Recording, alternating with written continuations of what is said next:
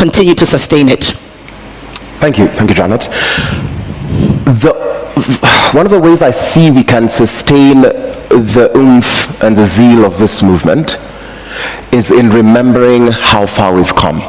And I say this because, just to bounce off what my sister, Comrade Sefu, has said, if we tire, we despise the blood of Rex. If we tire, we despise the blood of Shujaa Kennedy, a 12-year-old boy who was shot. If we tire, we are sanctioning that children should be tear-gassed in schools. If we tire and if we lose our momentum, we are enabling a corrupt regime. It is ensuring that all of you who are in queer in pursuit of a better future will never get into a workforce. And if you do, you need to have the surname of a person currently sitting in government. I think the way we can sustain, and personally what drives me to be part of this movement, is the fact that there are people who once left home and will never go back. There are people who left home on the 25th and on the day we occupied Parliament, who are going to exercise their democratic right to assembly and will never walk again.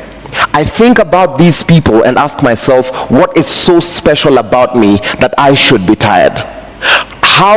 What makes me so special that I get the right to be tired? Does the mother of Rex, who has shared one of the most heartbreaking stories I've had, does she get the luxury of being tired?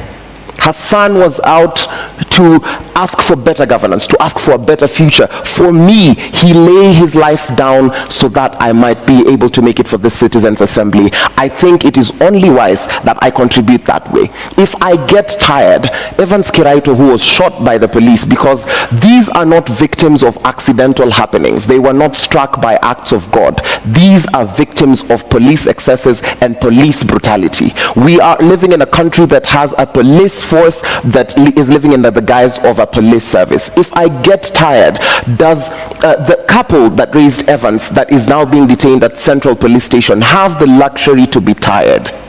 And I think, while it is exhausting, while we live in a world where you're supposed to be a student and this is not how we envisioned to spend our 20s, certainly not for me, in the gift of community, in knowing that I can look to the side and see my sister fighting, I can look to my side and see my brother fighting, I can look to you and see you reporting the facts as they are without being gagged.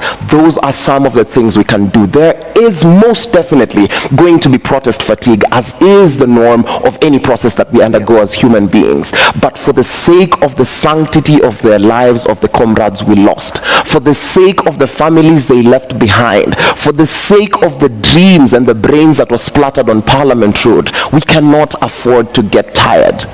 It is okay to take some rest, but for the sake of the comrades who've gone before us, let us not tire. Let us not tire. And I think just both what you and Sefu have alluded to is those before us didn't.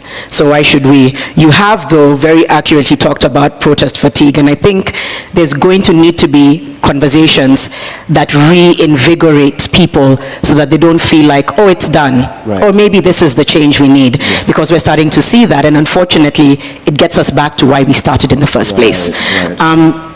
Elizabeth, again from the perspective of legal, the escalation of brutality is something unlike many have seen before. Even just yesterday, you know, people peacefully mourning with the parents and relatives of those who died, and then on video, just like grabbed, arrested.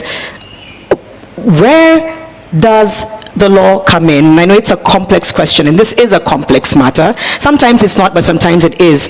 But what rights are there to use that kind of excess force? And because people want to continue to agitate for change, what happens now? Because it's, in a sense, it's erasure, it's silencing. So from a legal perspective, what is this that we're seeing playing out? And how can we